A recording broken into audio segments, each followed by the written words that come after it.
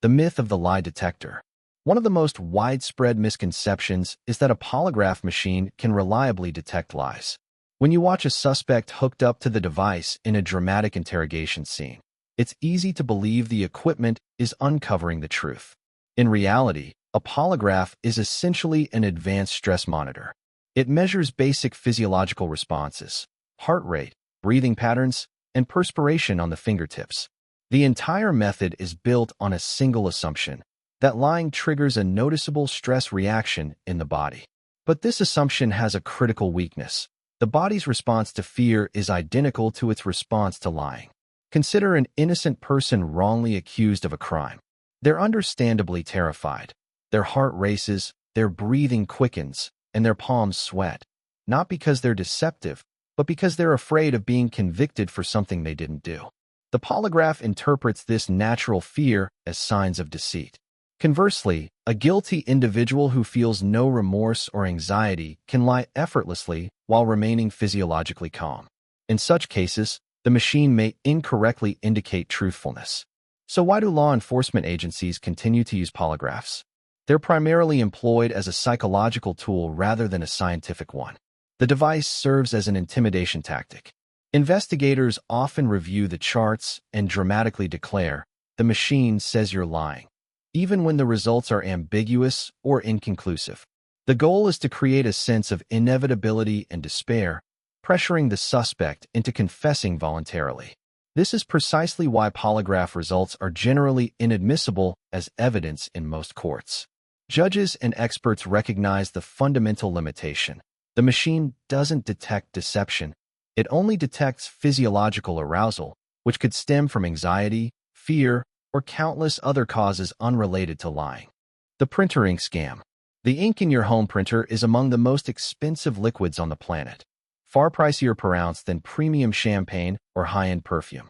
This sky-high cost isn't due to exotic ingredients or intricate manufacturing. It's the result of a calculated business model designed to extract maximum profit. The scheme starts with the printer itself. Major manufacturers frequently sell the devices at a loss or razor-thin margins, making them seem like a bargain. This cheap hardware is essentially bait, a way to get their proprietary system into your home. Once the printer is set up, the real money-making begins. You're now captive to the brand's ecosystem, forced to buy their replacement cartridges. To enforce this lock-in, companies embed microchips in the cartridges. Officially, these chips monitor ink levels and ensure print quality. In reality, their main purpose is to block third-party or refilled alternatives, rejecting anything not bearing the manufacturer's approval. Worse still, these chips don't accurately measure remaining ink. Instead, they estimate usage based on page counts or algorithms, triggering low ink or empty warnings prematurely. Independent tests repeatedly show that cartridges flagged as depleted often still hold 20 to 40% of their ink, perfectly usable fluid you're compelled to throw away. The printer on your desk isn't optimized for longevity or efficiency. It's deliberately engineered to create ongoing waste, ensuring a steady stream of replacement purchases and locking in long-term profits for the manufacturer. The Great Plastic Recycling Myth. The iconic triangle symbol on plastic water bottles stands as one of the most effective marketing deceptions of the past century. Many people interpret those chasing arrows, with a number inside, as a promise that the item will be recycled and reborn into something new. In truth, the symbol was never meant to indicate recyclability. It was crafted primarily to mislead consumers.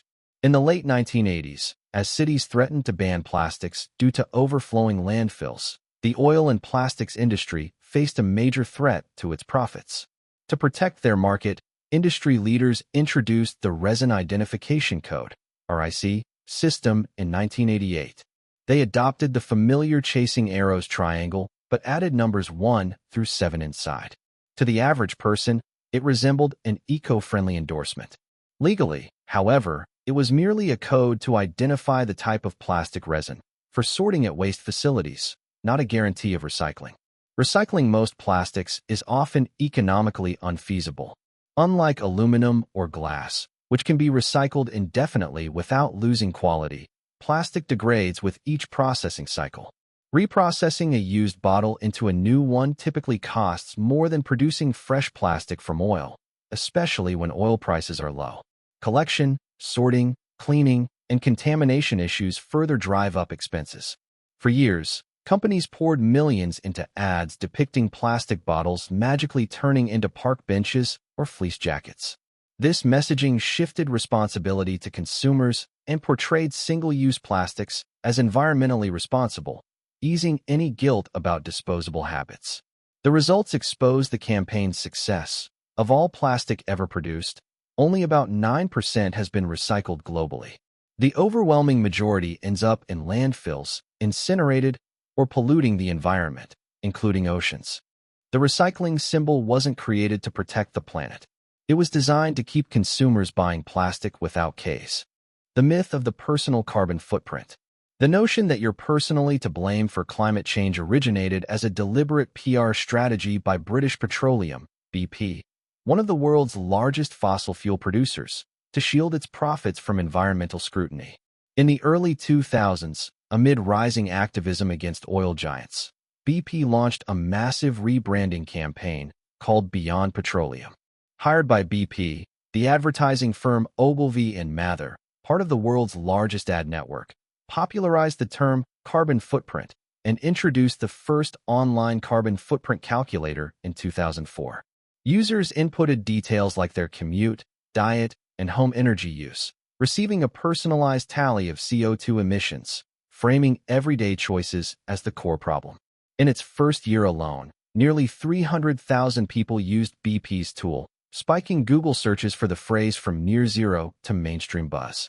This was masterful misdirection, akin to tobacco firms blaming smokers or plastic producers pushing recycling.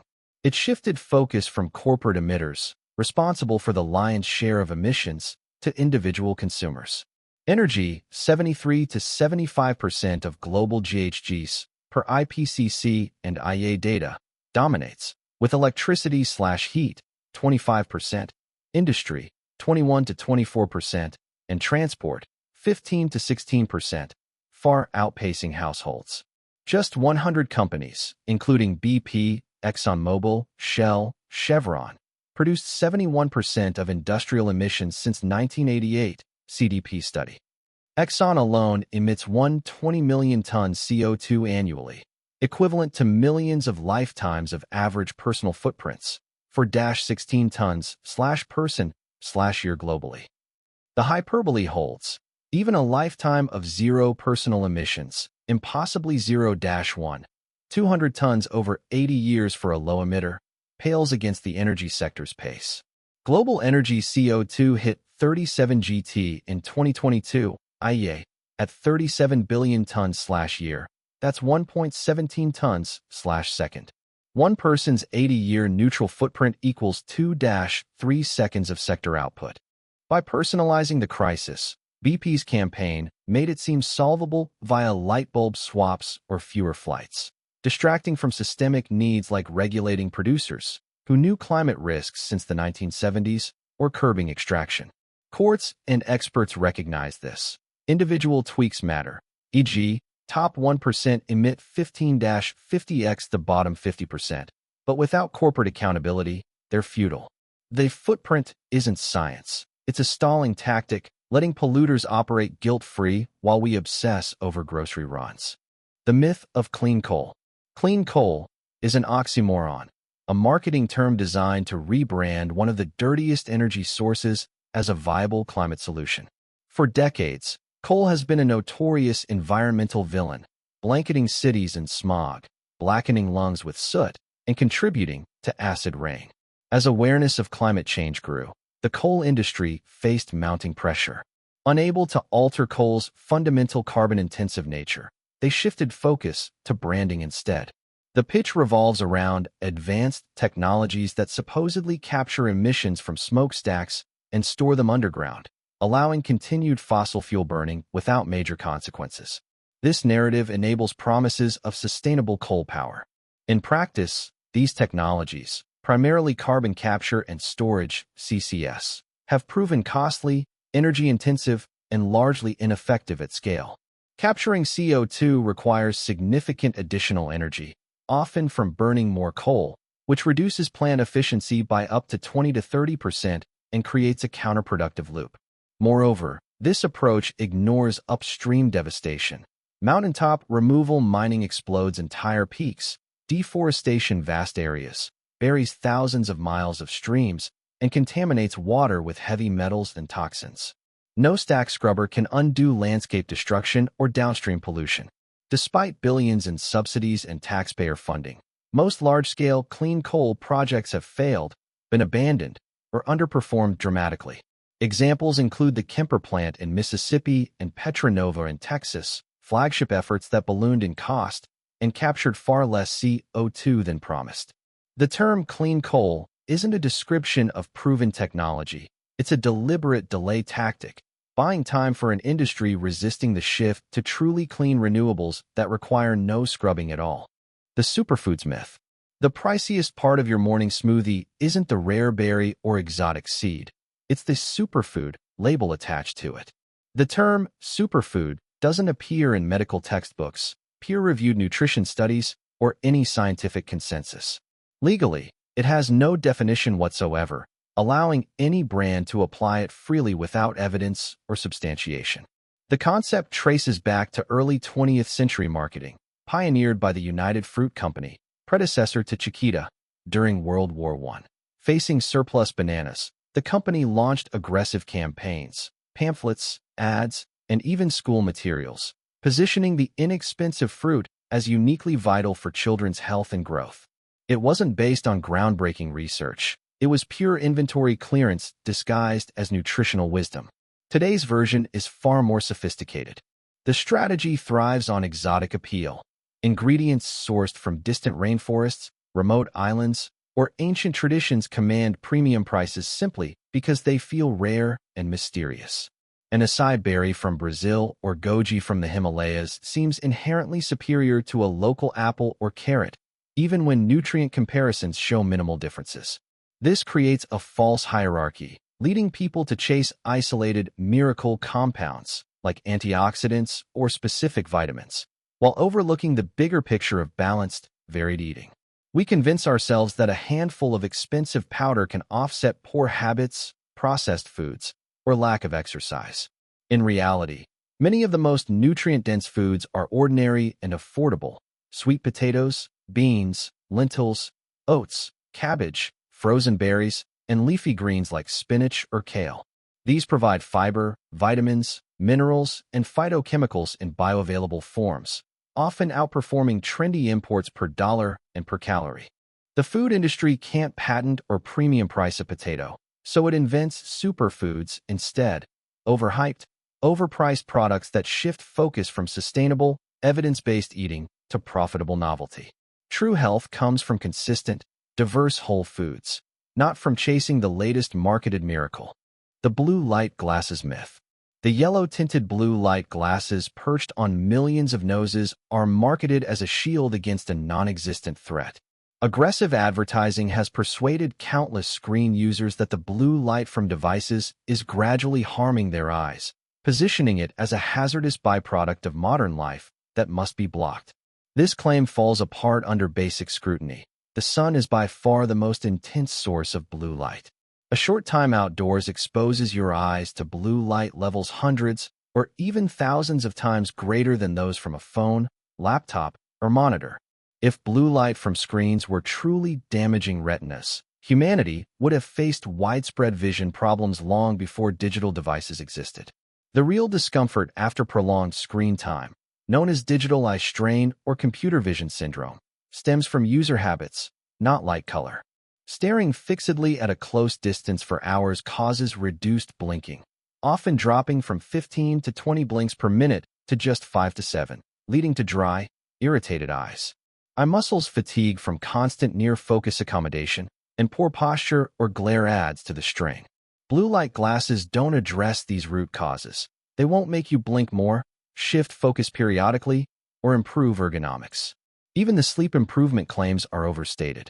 While evening bright light can suppress melatonin and disrupt circadian rhythms, most devices include free built-in features like night shift, on iOS/macOS, or similar warm tone modes that reduce blue light emission after sunset, often more effectively than typical consumer glasses, which block only 10 to 30% of blue light. Major reviews, including a 2023 Cochrane analysis of 17 randomized trials and statements from the American Academy of Ophthalmology, find no strong evidence that blue light glasses reduce eye strain, improve sleep quality, or protect retinal health for the general population. They often function as a placebo, preying on screen-related anxiety while we feel virtuous for protecting our eyes, yet continue the same unblinking habits. The fast fashion greenwashing deception. The biggest deception hanging in your wardrobe isn't the cheap fabric. It's the sustainable tag on a fast fashion t-shirt. Step into any major fast fashion chain today, and you'll spot a prominent green section, racks of clothing adorned with soothing, earth-toned labels boasting terms like conscious, aware, eco, or future-friendly. These lines are aggressively promoted through glossy campaigns portraying the brand as environmentally reformed, allowing shoppers to feel virtuous while snapping up $5 items. In reality, these sustainable collections are a minuscule fraction of the store's inventory, a deliberate distraction from the overwhelming scale of destruction. While one small display might feature items with partial recycled content or organic cotton, the vast majority of the floor is stocked with thousands of new designs churned out weekly, primarily from petroleum-based synthetic fibers like polyester. Fast fashion's foundational model thrives on hyper-speed and hyper-volume, rapid trend cycles, rock-bottom prices, and planned obsolescence. Garments aren't engineered for durability. They're made to degrade quickly or become unfashionable almost immediately, encouraging constant replacement. The system assumes consumers will treat clothes as single-use disposables, discarding them after minimal wear to chase the next microtrend. No amount of selective green labeling changes the fundamental truth. Producing billions of low-quality garments annually, most ending up in landfills or incinerators within months, cannot be sustainable. Global fast fashion generates massive water pollution, microplastic shedding, and greenhouse gas emissions equivalent to entire countries. These eco-lines aren't designed to save the environment. They're a calculated guilt soother, letting brands maintain explosive growth and overproduction while shoppers feel absolved enough to keep fueling the cycle of engineered waste. The extended warranty scam. The most overpriced item you're buying at checkout isn't the TV or laptop. It's the extended warranty pitched alongside it. When the cashier asks if you'd like to protect your purchase, they're exploiting a moment of psychological weakness. You've just spent hundreds or thousands of dollars, and your mind fixates on the fear of that investment going to waste. These protection plans generate enormous profits from virtually nothing. The underlying math favors the retailer heavily, based on how electronics actually fail. Product failure rates follow a classic bathtub curve. Problems cluster at the beginning, manufacturing defects that surface in the first weeks, and at the very end, wear out after years of use. The initial period is already covered by the manufacturer's standard warranty, typically 1 year, often included in the purchase price. If the device makes it past those early months, it's highly unlikely to fail during the flat bottom of the curve, the stable middle years. Extended warranties primarily cover exactly this low-risk phase, charging you a premium for the period when breakdowns are rarest. Even when claims arise, coverage is often illusory. Contracts brim with exclusions. Accidental damage, liquid spills, power surges, and normal wear and tear are routinely denied. Precisely the real-world mishaps consumers fear most. Retailers aggressively upsell these plans because the margins are extraordinary. They might earn slim 5 to 10% profit on the hardware itself, but extended warranties can yield 50 to 80% margins or more. These aren't acts of benevolence to safeguard your gadget. They're high-stakes bets the store knows it will almost always win, since most policies expire and used and most valid claims get rejected or minimized.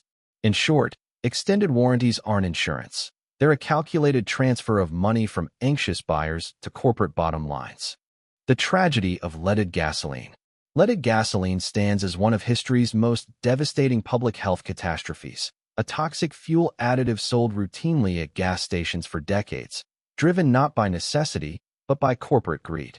In the 1920s, rising engine power caused knocking, a harmful detonation in combustion.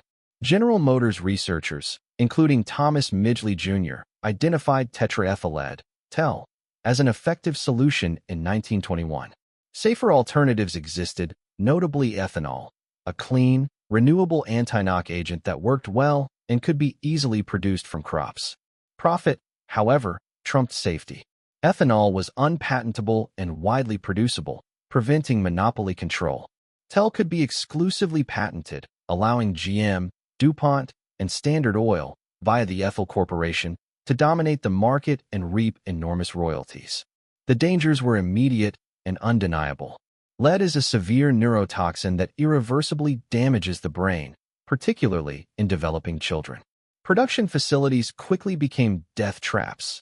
Workers suffered acute poisoning, hallucinations, seizures, insanity, and death, with at least 17 fatalities reported in early plants. Rather than halt operations, industry leaders concealed the risks through aggressive PR. They rebranded the additive simply as ethyl, deliberately omitting any mention of lead. Critics and public health officials sounding alarms were dismissed as overreacting or hysterical. For over half a century, vehicle exhaust released fine lead particles into the air of cities worldwide, contaminating soil, water, dust, and bloodstreams, especially affecting children through everyday exposure. The long-term consequences were profound.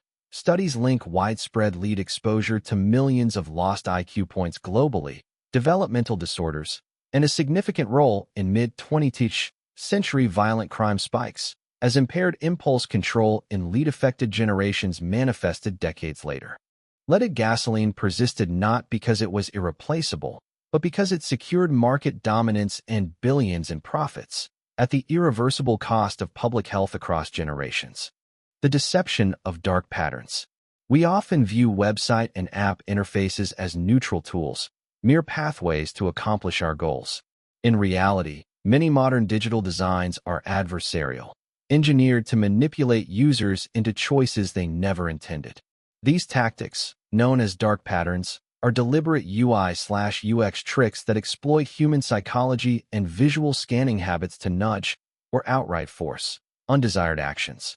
One classic example is the Roach Motel. Entry is effortless, exit is torturous. Signing up for a subscription or free trial requires just one prominent, brightly colored button. Canceling, however, involves hunting for a faintly colored link buried deep in nested settings menus, obscured by irrelevant options and confusing navigation, a digital labyrinth designed to make giving up easier than escaping. Another widespread technique is confirm shaming. When declining an offer like a newsletter, cookie consent, or discount, you're not presented with a neutral no option. Instead, the decline button carries judgmental text such as, "No thanks, I hate saving money," or "No, I don't want exclusive deals." This preys on social pressure and pride, shaming users into compliance to avoid self-labeling as foolish. These aren't accidental oversights or poor design choices. Dark patterns are rigorously data-driven. Companies conduct thousands of A/B tests to identify the precise button colors, text phrasing, placement, and timing that maximize confusion, frustration, and unintended conversions. You're not struggling against a poorly built site. You're up against sophisticated algorithms optimized to turn your momentary inattention, fatigue, or trust into profit at the direct expense of your autonomy and time. The myth of the alpha wolf. The enduring idea of the alpha male wolf, a dominant, aggressive leader who rules through force, stems from a fundamental scientific error that its key popularizers spent decades trying to correct. Early observations in the 1940s and beyond focused on captive wolves in zoos and enclosures. These unrelated adults, taken from different territories and confined in small spaces, frequently fought violently for dominance, establishing rigid hierarchies with the strongest male at the top.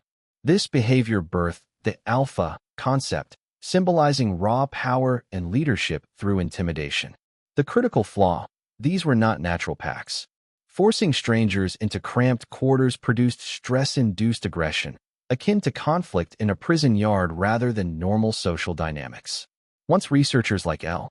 David Meck could track free-ranging wolves in the wild. Using radio collars and long-term field studies starting in the 1970s, the reality emerged. A typical wolf pack is simply a family unit, consisting of a breeding pair, the parents, and their offspring from recent years. The leaders are not tyrants who battled their way to the top. They are the mother and father guiding their young. Pack structure revolves around cooperation, care, and protection, not conquest. The breeding male often positions himself in the middle or rear during travel to watch over the group, while parents prioritize feeding pups before themselves. Meck, whose 1970 book The Wolf helped spread the alpha terminology based on then-available captive studies, later recognized the mistake. In a 1999 paper and subsequent works, he explicitly rejected the term, emphasizing that wild packs function through parental leadership and division of labor.